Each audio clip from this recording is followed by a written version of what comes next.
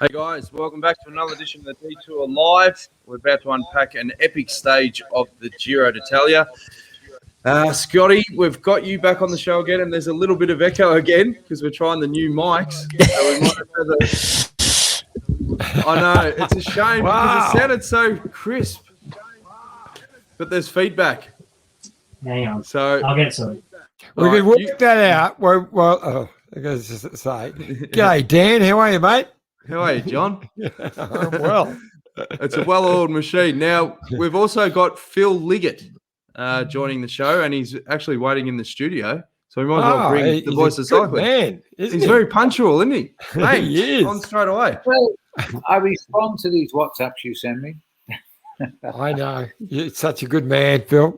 Well, I mean, we're excited. We're all pumped up because last night's stage, we couldn't get away from the armchair. We're right for you, Phil. You're watching it in real time, but we were locked in, and Dan, Scotty, and I were sort of texting each other back and forth about what was going to happen and whatever. So it was a lot of fun.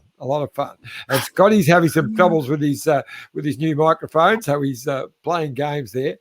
But I know you haven't got that long, Phil, but we really want to have a chat to you also about your launching your new charity, which we want to go into in more detail.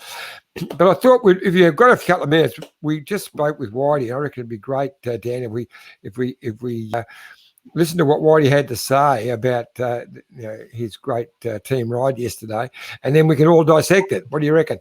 Yep, sounds like a plan, John. You've made sense. That's a great start to the show. Now, when we spoke to Matt, the preference of the first question was he made the big statement at the start of the Giro. If Enco buddy had a big ride at this Giro, he'd go. He might as well coach netball because he doesn't understand cycling. It's his first Grand Tour. It was a big call, so that's the premise of the intro question. So here's our chat with Whitey earlier today.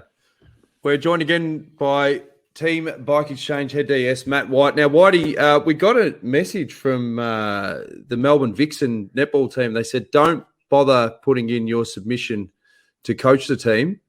Because after Evan Paul's performance yesterday, I think you might be on the money, mate. I love netball. I just think I probably wouldn't be the best coach. I wouldn't be the best netball coach. Look, it was an interesting day yesterday. It was always going to be, but there was definitely a few surprises yesterday, and we came out with a very nice one. You certainly did, mate. I think you might have been a little bit worried in that first section when it did split. I mean, I can't believe how fast Gunner went into that, and I mean everything split. And there was, four of the really good GC guys got caught out in that split. Luckily, only by 20 seconds, and they all got back. But were you slightly concerned? No, because Evan Poole was in the second group. And he had a lot of he had 3 or 4 teammates around him, and at the end of the day, it was still 55 kilometres to go, and they were committing very, very hard. But I knew what was coming up, and that was the really tough sections. And Garner and all those guys were never going to pass sector 2, so Bernal was going to run out of troops, and there was always going to be an opportunity to come back. But it's. I think that we could have done things a little bit better in certain sections, but at the end of the day, we did enough to put Simon in a good position into where it really mattered. And then especially Tanel Kanga from Estonia on our team, he had a super ride yesterday, and he was very, very deep. Went very, very deep with Simon into the final, and then even after that, sitting on Evan Poole, which wouldn't have been, and Almeida nearly all the way to the finish. So he had a very, very solid ride. Can you solve that one thing? I mean, everyone's questioning it, and no one's really answered it yet. Why didn't Almeida wait when Evan Poole got spat on that third? But how's Whitey going to know that? Well, he knows everything. He knows what's going on. Why didn't he wait straight away? Maybe his radio wasn't working. I don't know. That's it. He's going to have the same insights as us. It's not as if he's going to be running over bullshit. Quick step going. What he knows. What answers? There's something what happened? going on in the team there. I mean, normally you know if your rider's gone, you don't have to wait for a radio. You look around, he's not there. Shit, I better wait up. My GC man's gone. No, he wasn't waiting. So I just wondered if you'd heard anything. Well, it's pretty common knowledge. It's pretty common knowledge that they won't be teammates next year. But it's probably hard to know where your leader is if you're riding in front of them. Now, Okay, I know we've got hundreds of thousands of people watching this podcast, so you've got to be careful what you say, Whitey. But I got to say, I was nervous. Look, as we talked about last night, I was nervous about the day as far as the safety of the riders was concerned, about not being fair to the GC riders, but I was excited for it to come. As it turns out, no one who lost time there lost it through bad luck, really. They all lost it because they weren't good enough on the dirt, and they made mistakes, but not through bad luck. So I was a lot happier about it after the finish. It was fantastic. Yeah, I think one thing that the television didn't pick up, because it just would have been too dangerous for cameras to be in there, was in between the cars yesterday. I could not believe it. At times, we had a visibility of 5 to 10 meters between car to car. It was so on television. The guys up front and the guys in the front group, they had a pretty clear run. They knew where they were going. But all the guys who had dropped and guys who had to try to come back, it was unbelievable. I don't know how much dust those guys have got in their lungs this morning, because it was just a dust. It was a dust storm until the very end, and when we got a little bit of light rain, it actually lessened. But in the cars yesterday, all the guys trying to scramble back to the front. It was very, very. There were some sketchy moments. We had to put the hazard lights on. We had to put the fog lights on, and at times we could only see the team car in front of us when it was braking. Did you go through a whole tube of the washer fluid stuff? What's that, mate? Did you go through a whole container of the washer fluid? You know, the stuff to get the wipers going. Or does that just make it worse? We did. We did have to use it quite regularly. But you should have seen the cars when we finished. Oh yeah, like way worse than Roubaix. Way worse than Roubaix, because it was. It had, I don't know when was the last time it rained on those sections, but it was a dust storm, and it was always going to be. And actually, when it started to rain near the end, I actually was glad, because it slowed things down and made things a lot safer for the guys in between the groups. Now, so what you're actually saying there, Whitey, actually what you just said is that we're watching and think, actually, it wasn't too bad. You know, we got out without any really bad.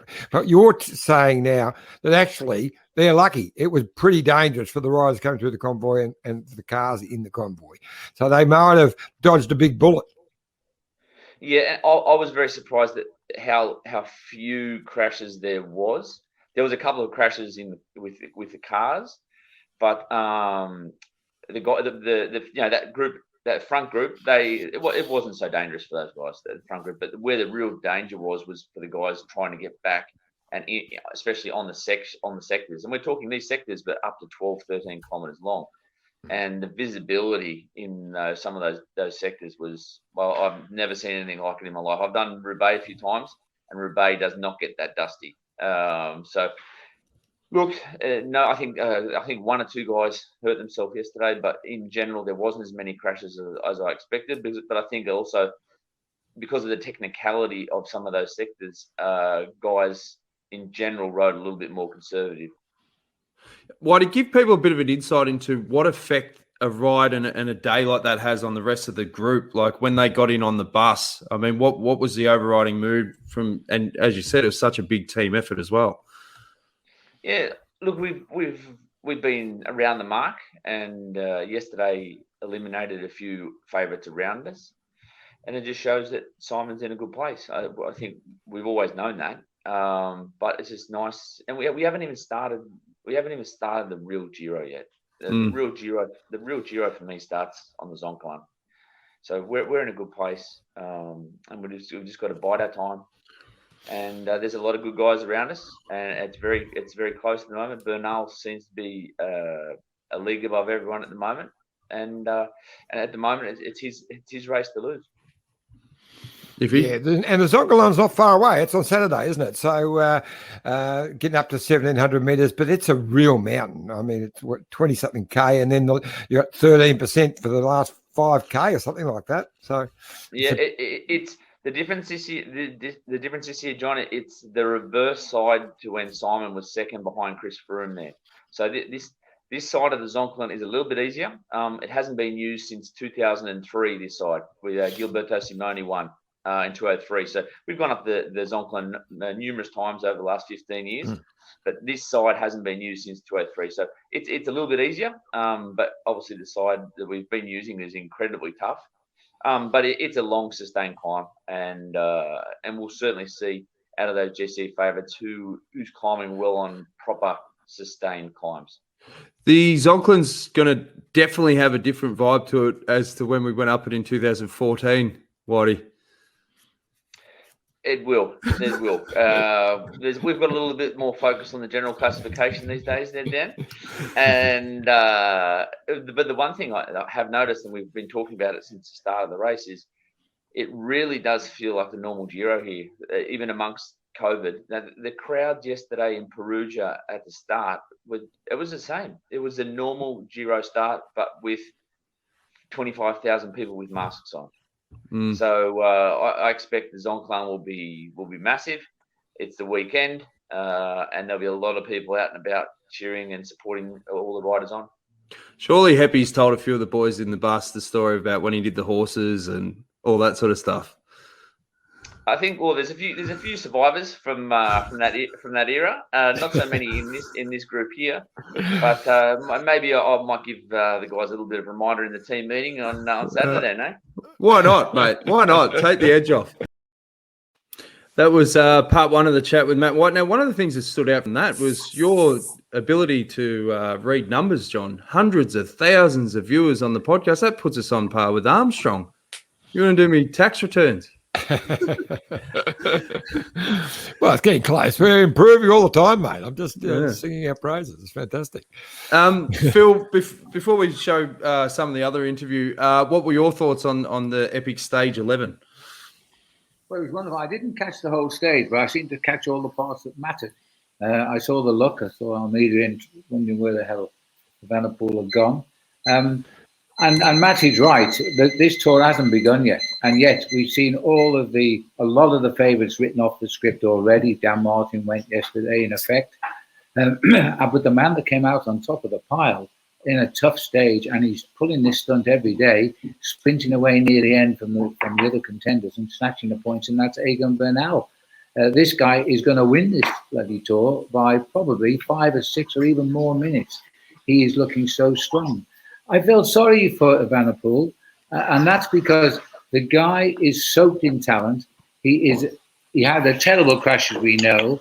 He's expected far too much from his body in his first race back, and he's been at it since day one when he did a great time trial. He actually believed he could win this tour, even though he may not have actually announced the fact. I think he'll be totally shocked by the fact his body says, hey, let's get into this a little bit more slowly. He will be a great bike rider, but yesterday he learned not to push the odds too strong. What do you reckon, Scooter? Yeah, wise words from Phil. You could tell in his disappointment that it wasn't just it's been good so far. And on social media, he basically put it that way, that, hey, look, I'm still here. I'll keep trying. But you could tell in the stage, he was devastated with the way things went for him. But hey, incredible. You think back, not that long ago, he was just training on the home trainer, and not long before that, he was hardly able to even walk. So it's been an incredibly accelerated recovery for him. And then to start the season at the Giro and be in the top couple of riders for up until yesterday, it's still an exceptional performance, and does indicate, as Phil says, that he's going to be an absolute superstar of the future. And look, the stage was taken out by yet another young guy, So Mauro Schmidt, he's only 21, so he's another of this young generation. And he didn't come from cyclocross, but he started in cyclocross, has that sort of skill set as well, which worked well on the gravel yesterday. But it's just extraordinary. Remco is still just a young guy. Egan Bernal seems like a mature rider now at 24. It's just incredible how much cycling has changed. When you saw Remco rip the earpiece out, did it reek of like someone that was just throwing a little hissy fit? Yes, he was pissed. He was pissed off. And they said, it was only because he was just getting too much instructions. He was saying, where is bloody Almeida, is what he was saying. Where the F and hell is he? And he was up the front. Ripping his earpiece out, you never find out. Yeah, that's right. Yeah. Well, he had Bramati. Bramati was the director sportif, for the Italian races, of course, and he's a big man with a big voice, and I'm sure there was a lot of desperation coming through his earpiece, and telling him that he just needed to keep pushing hard, which Remco obviously was already pushing hard. Don't need to keep hearing it. Where's my bloody teammate? Get him back here now. Rip it out. Didn't want to hear any of that shit It actually reminded me of Cadell's earpiece in the World Championships. But the difference was Cadell pulled that out when the gun went off. Hey, Phil, I want to ask you, you've been around the sport for such a long time. Is there a bit of a danger, particularly coming from Belgium, when they put so much pressure, so much expectation on these young riders? Can it actually have a more of a detrimental effect rather than just let the kid race without, piling on this pressure? Yeah, well, the Belgians are Belgians. I lived there when I was trying to be a professional cyclist, and they're great people. And they do put pressure on you. I mean, I had a small fan club, and they go along to the comesses to watch you race, but they don't expect you to be at the back of the bunch. They expect you to be driving at the front. So while they have one beer after another and they get higher and higher, they expect you to be charging at the front of the race higher and higher and better and better. They do put pressure on the superstars, and I can't really fault them for that because they produce superstars, although not quite as many as some parts of the world. Eddie Merckx had to go through it, and the trouble is that this kid looks to me like a young Eddie Merckx. The only other guy that's ever looked like a young Eddie Merckx sadly got killed in a car crash. He was world champion, Jean-Pierre Montserrat. He had everything Eddie had too. We're going back a long time. And I think this is the next man to be Eddie Merckx. And I think Eddie thinks it too. They do put the pressure on. But the lad he's got the mentality to be a champion. He believes he can be a champion. And he's pushing his boat out. He thinks he's rubber. He's come back from a terrible crash. It's his first race, the Giro, after that crash last year. And he expects to be there and charging and doing it all. And you can tell by his frustration when he couldn't do it. He was hurting himself as a punishment. And at the end of the day, he didn't lose the Giro. He lost time, yes, and it's unlikely, highly unlikely, but he's still in the competition very much so. Have you got Patricia in the background doing the dishes, mate? Yes, yeah. Hi, Trish. Hey, how are you, Trish? It's breakfast here. Thank you. Muffins for coffee. Yes. Shit. The muffins will be out the oven, so we're all right. Yeah, Hey, listen, though, but to just say, you mentioned Mauro Schmidt. This lad was plucked out of the air by Dougie Ryder for the Quebec Assos squad. When he looked as though he wasn't going to be able to get a pro contract, he suddenly finds himself a couple of weeks call into the Giro, and he's gone and won a stage and believed he could win the stage yesterday when he went on the attack. He thinks only positive. And this kid's another youngster we just discovered. And the funny thing was, now I know you mentioned about my little session on the safaris, which is coming up in June. I had just sent Dougie an email while the race was on, just to say, hey, Dougie, I want to explain this charity I'm doing, and I want you to come on as one of my guests. And as the kid suddenly won the sprint, so I quickly followed up with, you see the magic I have? Now you must come on to my charity. And it was uncanny, and Dougie hasn't replied yet. But knowing Dougie Ryder, how he celebrates his Grand Tour wins, he's probably still drunk. Well, let's talk about it. Let's talk about the event that you got coming up. I can share the screen. Look at this technology. Oh, and I think this is the homepage. Have a look at that.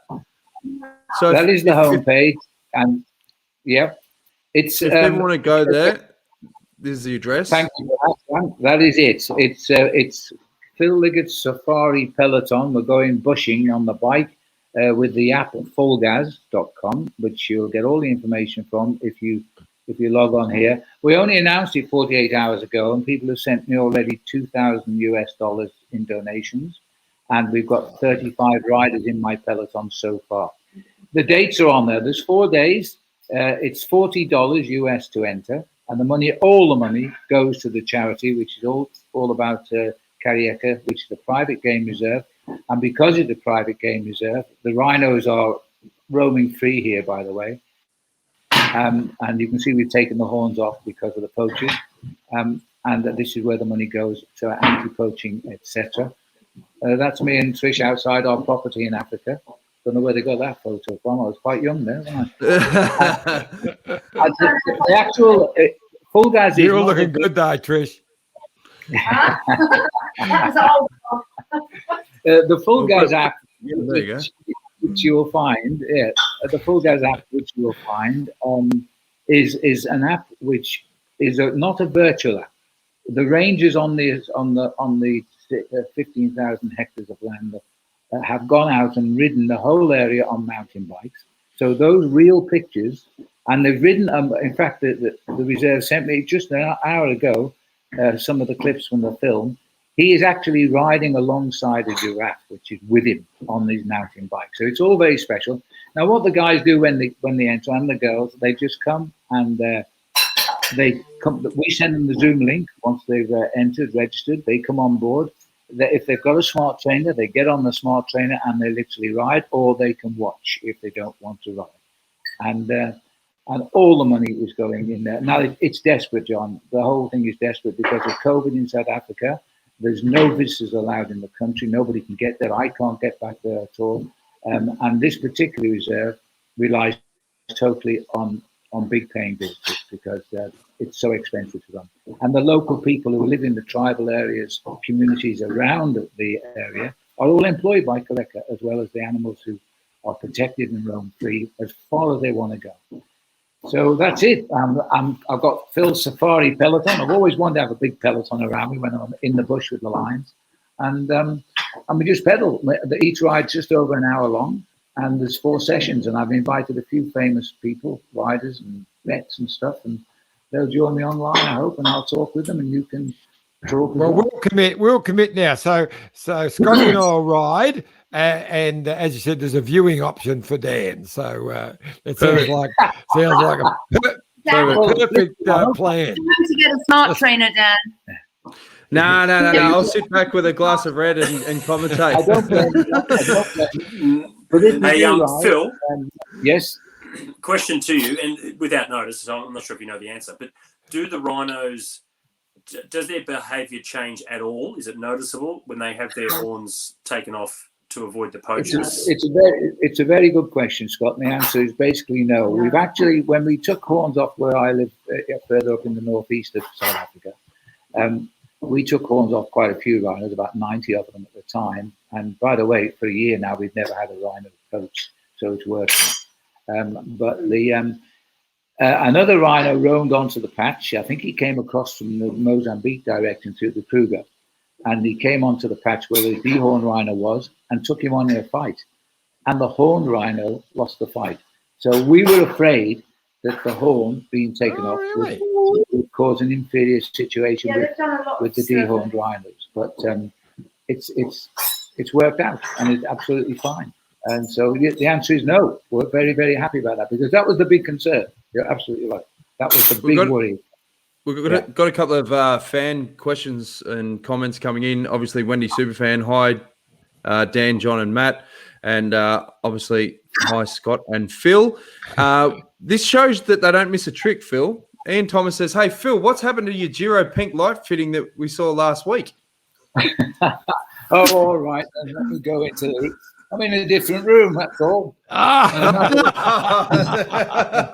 it on now. Where is it? There you go. How good's this for interaction with people online? And obviously, we've had some more comments. Hudson Valley says, beautiful giraffes. And then, can we have a link to Phil's ride, please? I'll be joining Dan on the couch. So we brought up the website before to get involved. KARIEGA.co.za/Peloton. So jump on there. You got all the information. You'll love the scenery. Cheryl Mariner, I want you on the bike. That's no on the couch. Come on, you're a bikey chick. You got to be on the bike, Cheryl. Yeah. Well, Phil, we won't hold you up too much longer, mate. You better get into that beautiful breakfast. And I think it's about time. I'll tell you what I'm doing now. As soon as I hang up from you guys, I'm going to talk about a ride I'm doing with Jens Voigt on the app, Full Gas, in New Zealand this coming Saturday. He'll kill me. It's a 90-minute ride on the Smart Trainer, and we're going around Lake Torto. Nice. Oh, I holiday with COVID. It's all on trip. Oh, good stuff, mate. It is amazing. Yeah. Well, we encourage everyone to obviously get behind. It's a great cause, and we're looking forward to seeing how it all comes together, mate. As the live update, US raised $1,960, and your target's $35,000. So you are so good. How do you get all this information? You're incredible, Dan. Looking at your website, and as John said, we've got hundreds of thousands of viewers on this podcast. We'll get to 35 grand, no worries, mate. Let me just quickly tell you one. We can't hear a thing with Trish. She's doing the washing up now. But, just tell you one quick story. Tell me one quick story. There's also a free draw when you register, by the way, which could see you. You have to put in $120 and you go into a list. And if we reach our target, it's a holiday for 4 people that Korea gave reserve for 4 nights. Is a luxury there. If you had to go staying the night there as a normal punter with no gimmicks like we're doing, it would cost you $3,000 US per person per night to stay there. Wow. So it's a special place, but all of the money goes to the Kareka Foundation. It's just making people enjoy the animals there. And the one animal that is there is called Tandy. I'm hoping we'll see her on the ride because she roams free. She knows the humans very well because one particular human whom I will be interviewing on the app is Dr. Will Fold, the vet. He saved her life. She was found with her face hacked off, literally half her face hacked off to get the horn out, but she didn't die. And he reshaped her face and brought her back to life. And she's now had 4 calves, she's now telling me. She's had 4 calves since. And she's a grandmother now because one of those calves. Oh, there we are. That's fantastic. Sensational. I just thank anybody that takes part very much. Indeed. Well, as we said, mate, get behind the cause, and we're looking forward to it being a huge success, mate. You're doing a great job, both you and Patricia, mate. Thanks, everybody. Yeah. No worries, Trish. Great to speak to you, darling. It's only my idea. Don't go there. And you're doing a great job as well, Patricia, making Phil's breakfast. Tell him to get off his ass tomorrow. I know, don't worry. He's got to ride with Jens Voigt for an hour. I'm about to eat it now. So, I got up very early, and for 2 hours I've been nothing but be on the computer. So, and now the WhatsApp's calling. This is actually correct. Calling me to talk to them about the rhino ride. Okay. We better let you go, Phil. You're a great man. Really appreciate it. Again before he closes, because this is turning out to be a sensational race. So enjoy it. Yeah, we're on board. We're joining. Yeah. All right. Don't forget now. Fresh register now, and we'll see you soon. All the best, guys. Take care. Bye. Thanks, mate. See ya.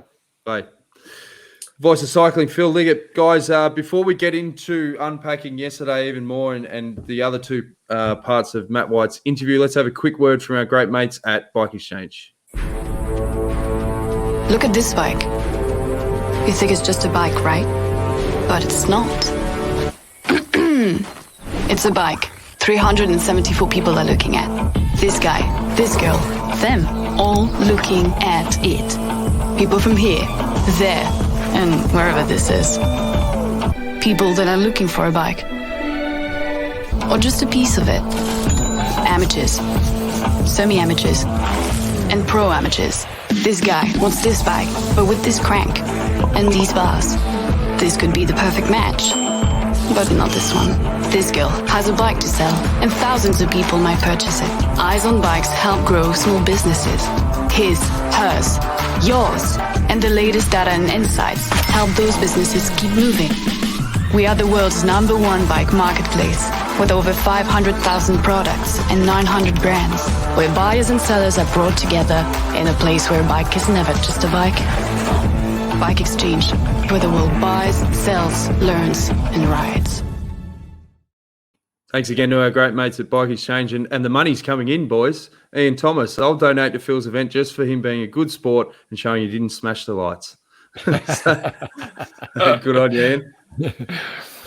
Now, we might as well go to part 2 of Matt White's interview, and then we can unpack some more insights from yesterday's epic stage. Just on the stage, you obviously had some tactics that you did want to disclose. How much did it pan out to what you were sort of planning for yesterday?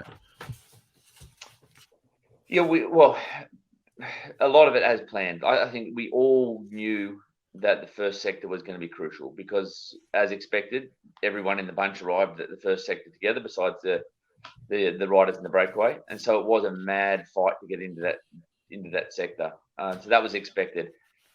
I knew that either Quickstep or Ineos or someone like that were going to push that sector. It turned out to be Ineos, and it turned out to be Ineos because it looked like Evenepoel was probably a little bit nervous on the dirt there, which is normal. He's come back from his first race in 9 months after breaking his leg. So of course, and the kid hasn't raced before he came here. So of course he's not going to be feeling as confident on gravel as someone who's had a normal sort of a season. Then the second and third section, I really knew that, having checked them out a couple of times, that they would be very selective and that the big guys wouldn't get through those sections. And then it turned out to be who had the best legs in those final sections, and a lot of guys did implode because maybe they wasted too much energy going into those sections. Maybe they didn't have a team around them. Who knows? But for us, it went pretty much to plan. And what are your thoughts for stage number 12, mate? Big break from the start. Ineos will want a break to go. It's very, very fast and flowing all the way to Florence. And then once we get out of Florence, which is the sort of middle of, just before the middle of the stage, we've used those roads many times before. It's basically, there's not many major roads through the middle of Italy there to the finish, and they're long climbs, they're steady climbs, and I expect a big break to go in the first 50 kilometres today, and Ineos to let it go to the line. So I think there'll be a lot of teams that will sort of want to be in the break today, and that first hour of racing will be pretty frantic. I wasn't quite ready to give up on yesterday's stage. I'll go back in a second. But while we've got that up, that last climb, Whitey, looks like a pretty steep section. How tough is that? Because it's not far it's all downhill to the finish from that. Yeah, look, that profile doesn't really do it justice. It has some very steep ramps, but it's not a sustained climb. It goes up steep, then levels off, up steep, then levels off. And then it's a very technical descent up until 4 kilometres to go. And then after the last 4 kilometres is pretty straightforward. But I would expect there'll be 2 races today, one for the stage win. And then, as always, when you've got a GC rider, you need to stay focused till the line. So I just wanted to touch back to yesterday's stage because it was something we're going to talk about for a long time. I thought it was just a ripper of a day. From the armchair, not sitting in the team car.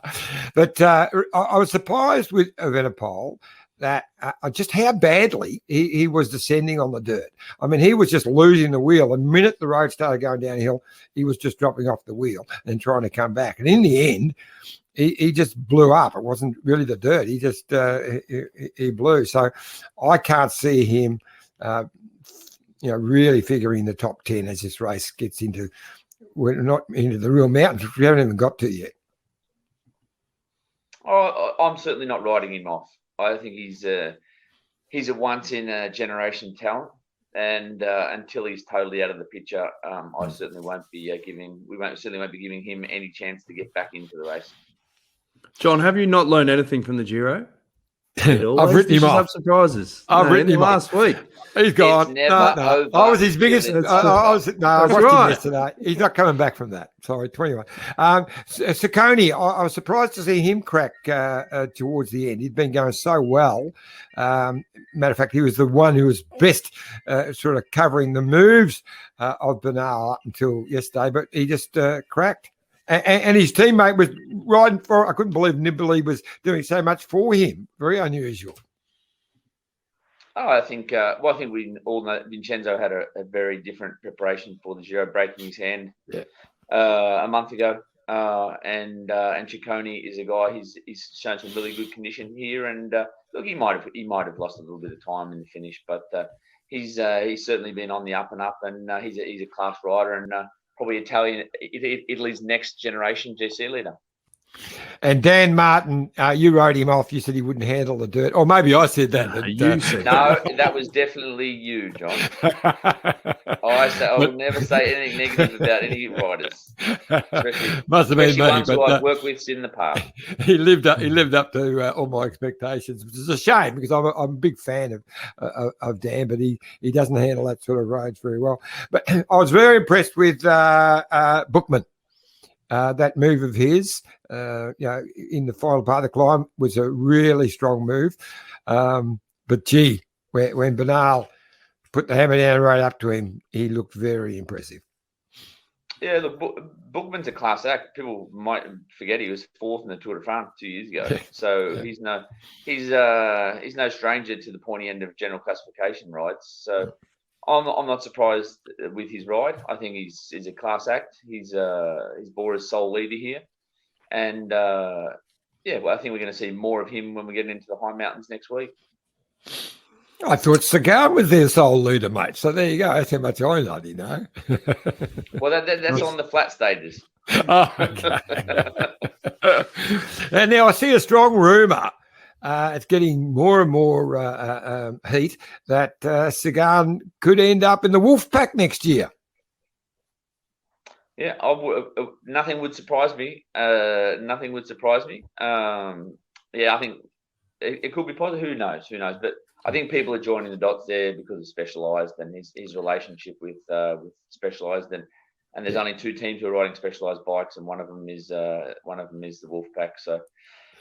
Yeah, whatever happens in the market happens. It certainly has got nothing to do with us, but I think by all accounts, there's a fair bit of rider movement that's going on behind the scenes, and we're going to see a few riders and changing teams for next season.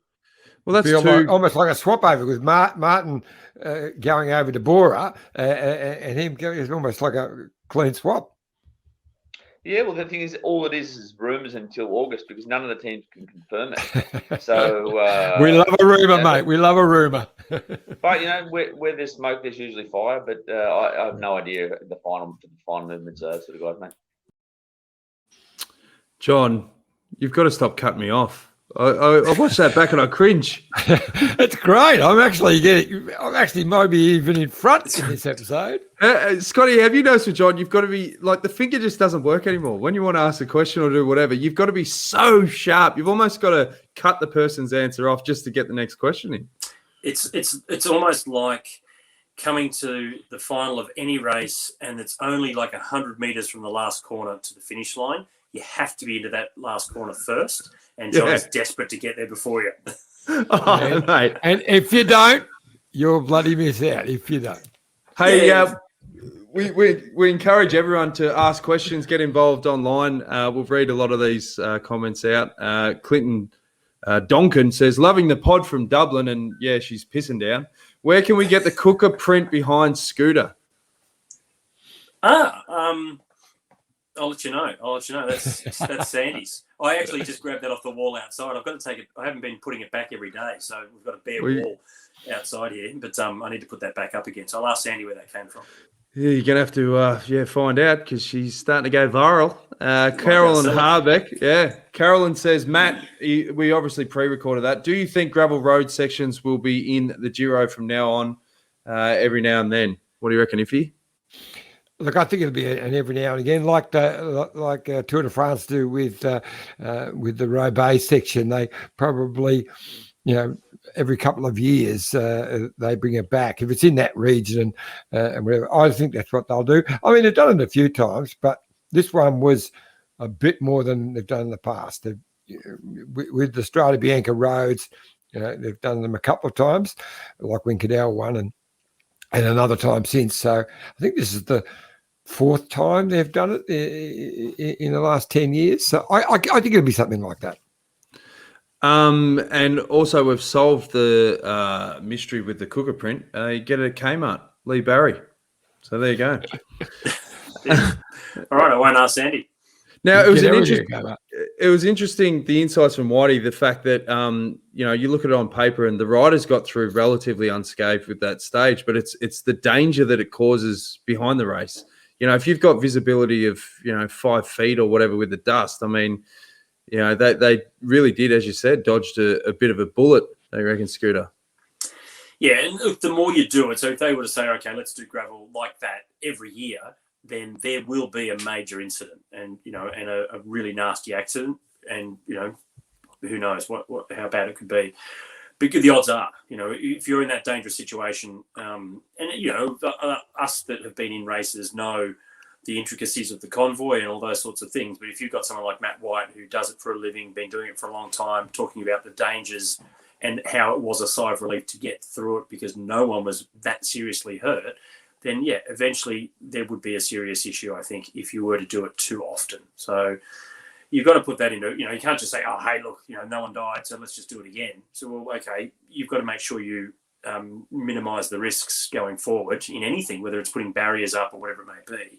And I think it's something for, like you said, John, in Tour de France, throw the collars in every now and then, because it also then changes the investment possibilities, I think, as well. Because if there are every second year someone crashes out and they're up on the GC, then you've got sponsors that you've got to go back to and say, oh well, hey, look, he was great, he should have won the race overall, but because of this bloody gravel they keep putting in, we can't get through it. So I think there's that factor as well. But as a fan, it's always great, but I think perhaps too dangerous to do too often.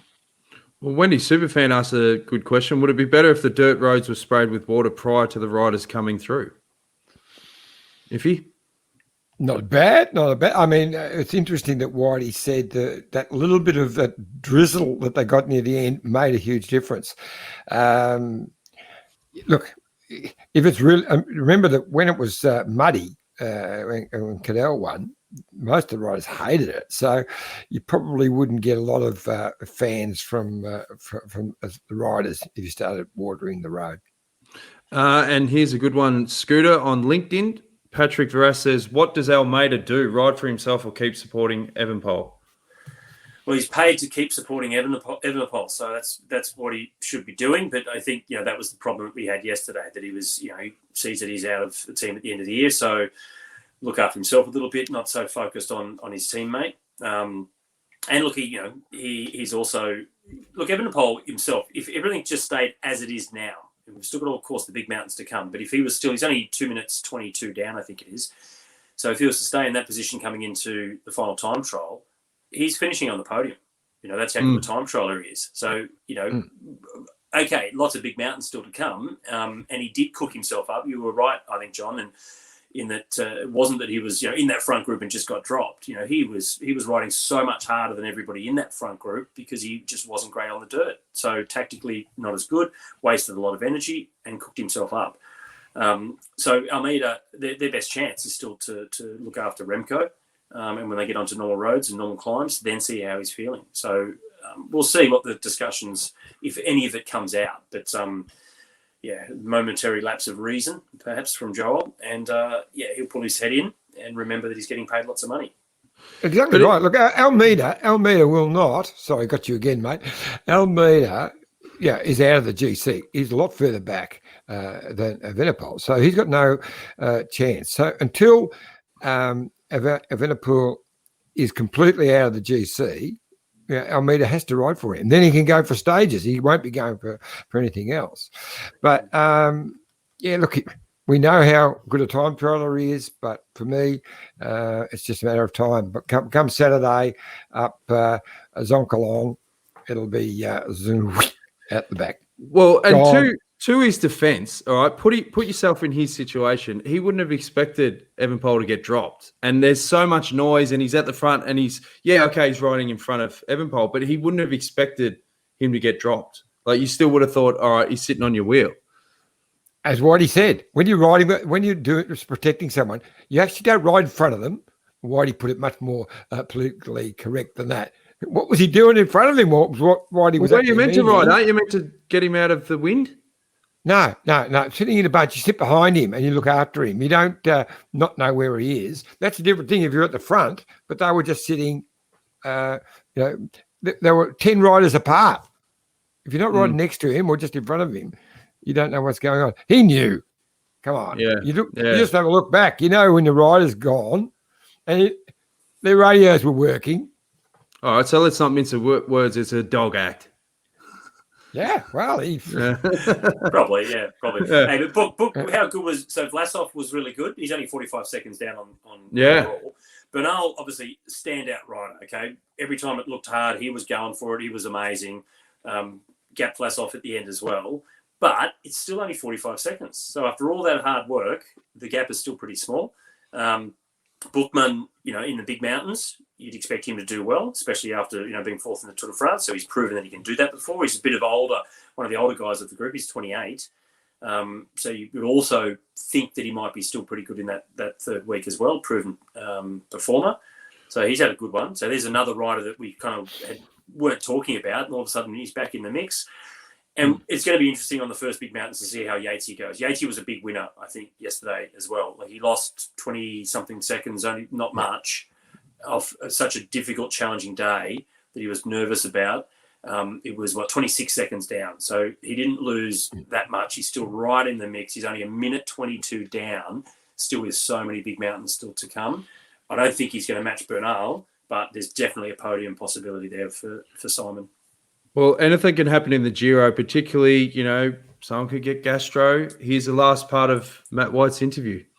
John, that's 2 quick step questions now. Whitey, can you just do your debriefs with Bramati and just say, listen, mate, I'm also doing stuff for the detour every day, and they're just obsessed with quick step. So as much info you can bring back on other teams would be very beneficial, mate. Sure. I'll just get into Ed drop me their race their race plan in the mornings while we're in the bus area. Yeah, much easier. Exactly. And last question, mate. What was the menu like last night? It was good. We had a few teams staying at this hotel. The only negative yesterday, we didn't end up eating dinner till 11 o'clock. Oh, no. Yeah. But so I haven't even had breakfast because I'm still full. Yeah. I'm still full. So dinner wasn't that long ago. So no, it was good. It was always a good feed, but it was just a little bit late last night. We had a late arrival. The mechanics were out working till 10 o'clock at night, and so we were supposed to have dinner at 10, but due to the 5 teams staying at the hotel, it didn't really eventuate till closer to 11. And before we go on food as well, what's your take on seafood pizzas? Do you generally steer clear, or? I think you've got to weigh up the circumstances there, Dan. I think depending on where you are, if you know the pizza establishment, and you've got to be close to the beach too, don't you? Well, there's that theory that the further you are away from the beach, the highly likely the fish is frozen, and that it has because it's getting moved so far. But I'd stay away from the seafood pizzas while I'm on a race anyway. I know I have a pretty good guts there to don't get sick too often, but mitigating risks also involves staying away from seafood pizzas. And I'll take it on board. And when they're a day old, even more so. And it's more a chance of not being close to the beach, close to the bowl. That's how it was for me. Yeah, a day old. What a great way to finish the interview, mate. One last important question. Quick step. Knowing the region where you were, there must have been a lovely a little sip of red last night, mate. In Italy, in general, there's always a good house wine. That's why we love the place. Foot stomped by the family out the back. Yeah, no, it was a good night. There's a few relieved people across many teams last night, just because a lot of effort has gone in from a lot of people to get their leaders ready where they are, and to get through that stage unscathed was a good outcome for many teams. Well, as you said, mate, the race is just heating up, so plenty of stages to go. So wish you all the best today, and we'll check in again tomorrow. Yeah, thanks, guys. Off to the bus, otherwise they'll leave without me. Thanks, Whitey. No, they won't do that. They won't do that. Good on you, mate. Speak soon. See you guys. Have a good day. See ya.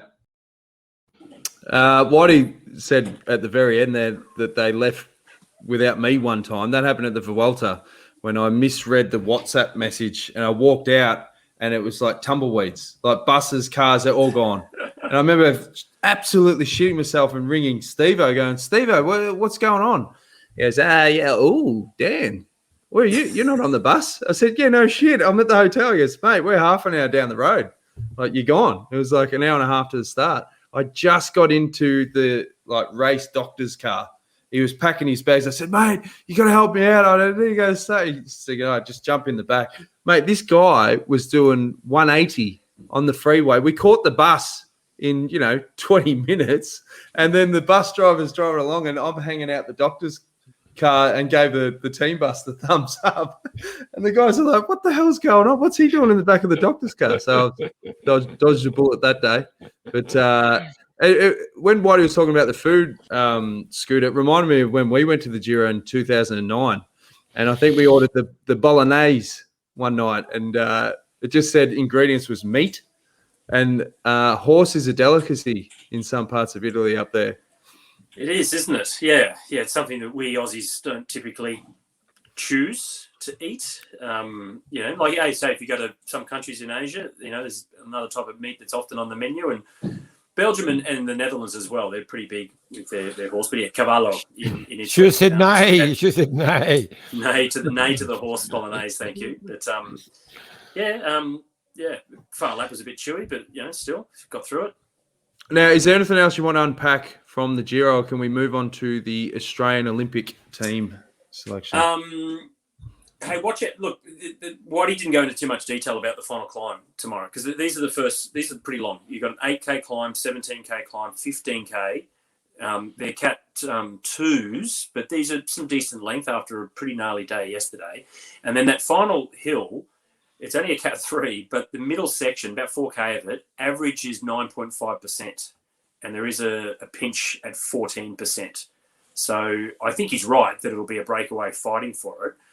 But that's steep enough. 10% gradient for several kilometres. That's steep enough to nudge it if, someone wants to have a real crack in the GC towards the end. So, I agree with this, Scotty. I was saying that to Whitey. I reckon this will change, another little change to the GC. Anyone who's a little bit tender, out the back, like Ciccone yesterday, someone like Marc Soler, who was a big loser from yesterday. There was a moment where he looked really good, on one of the climbs towards the end, and then just blew. So, maybe there's someone like that really wants to try and, test himself if he's feeling good. It's tricky descent as well, the first couple and it's only 11 kilometres from the very top. It's, pretty windy. So, regardless, I think your GC guys are going to want to be in the front for the descent because it's a bit tricky. We'll see how it plays out. But it's like the Giro. Hey, it throws up surprises all the time, doesn't it? So, and look out for Geoffroy Bouchard. I have got something here. He'll be a break for sure. I found this when I was going through some stuff yesterday, and it's actually a Graham Watson original. Oh, nice. Cadell, yeah. There you go. Very nice. 2002. 2000 and whatever, his first Giro.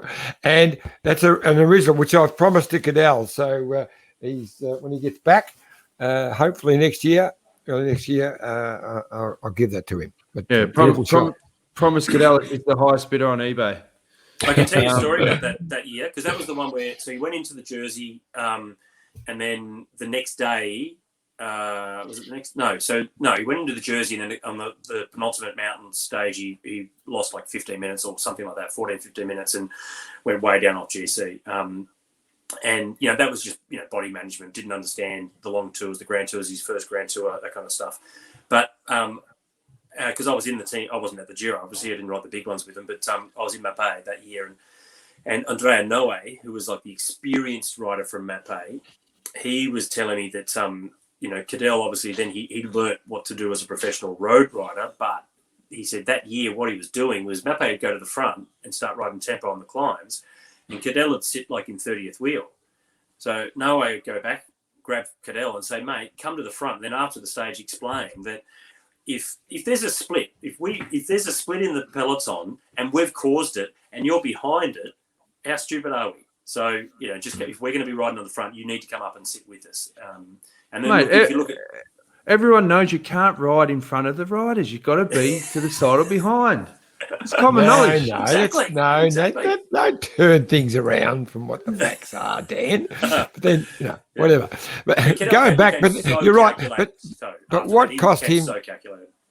What cost Cadell that tour? He'd been riding as a domestique really hard for it was Simoni, wasn't it? And Gazzelli. Gazzelli. And then he got kicked off the race. So and all that wasted effort. I mean, if he'd spent days and days riding on the front for Gazzelli, and then got himself in a pink, without that, he probably could have gone very close to winning that Giro. Oh, if he'd managed to, I think he certainly could have won it. He got himself in the lead. He was in the mountains, so he certainly had, as we know later on, had the capabilities. It was just, just knowing his body management. Too much work beforehand, all that kind of stuff. But hey, Theo Gegenhardt won the Giro last year after his team leader crashed out of the race. So it happens. We're getting some more good comments online. Ben Jensen has rolled up. Hey guys, just arrived. What did I miss? Any internet issues? And then Tom come back with, nothing's happened, Ben. And then Wombat Breath has said, Scooter's rocking a cool chef vibe tonight. All he needs is a little Czech skull cap. I'll try and get one. The fans, mate. I'll tell you. Hey, Ineos, before we move on, Ineos have done it again, haven't they? So Bernal doing what he does, right? Then you got Pidcock, new sensation, okay? Ethan Hayter is the next one, 22-year-old. Won the stage at Ruta del Sol yesterday, so Andalusia, and is now leading the overall classification. Should have won the Algarve Tour like a week and a half, 2 weeks ago. Remember, that's when Brett Lancaster was on. He was talking about how he was in the lead and crashed in the time trial. If he hadn't crashed, he would have won that tour, ended up finishing second overall, I think. Now, he's the guy that I posted on Facebook a few weeks back, reminiscing about the Commonwealth Games when Sam Welsford won the scratch race in 2018 at the Annemiers Velodrome and the 2018 Com Games. And Sam won it. Amazing comeback, closed the gap down on the last, lap and a half. It was a fantastic finale. But it was Ethan Hayter riding for England on the track that was off the front. And they took Cameron Meyer and then Sam Welsford to bring him back. And he spent almost 10 laps, I think, the final 10 laps of the Commonwealth Games scratch race, and almost held on for the win. That's how strong he was. Very impressive. And he is part of Team GB for the Olympic Games in the team pursuit this year. So Ethan Hayter, once his track commitments are done, he is showing that he is the next another one of the big stars to come out of the UK. Freaks. Different world. All right. Well, Olympics. Let's talk Aussies. We're going to go through the road team. We've got Tiffany Cromwell there for the women's road race, Jack Haig, men's road race, Richie Port for the men's road race. Not sure about Jack's facial expression there. He looks like, on Crime Stoppers when they go looking for this guy. Got a bit of a stunt mullet look. Then we go across. We've got Cam Meyer, Grace Brown, who's going to do the women's time trial and the road race, Sarah Gigante, women's time trial and the road race. And then we've also got Rowan Dennis, who's obviously going to do the men's time trial, Amanda Spratt for the women's road race, and then Alexandra Manley. So she's women's endurance. So that's track. So I pinched these off Twitter. So you've got the track team. What that is, what that is, Dan, is because all these trackies, these ones on screen now, except for on the far left is Alex Manley.